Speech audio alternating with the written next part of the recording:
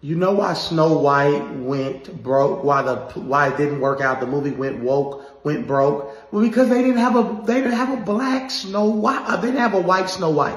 Give me a white Snow White. I wanted Snow White to be pasty white. I wanted her to be white. That's not because I don't like my people. That's not because I don't like Hispanics. That's not because I don't like minorities.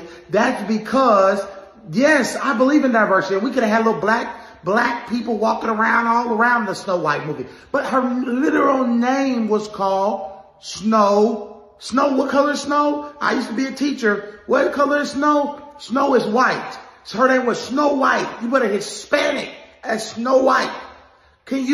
What are you doing? It feels forced. It's just like the homosexuality and the LGBT is in every movie. You're forcing it. It's okay to have a movie where there's no gay people. It's okay to have a movie where the actress is white.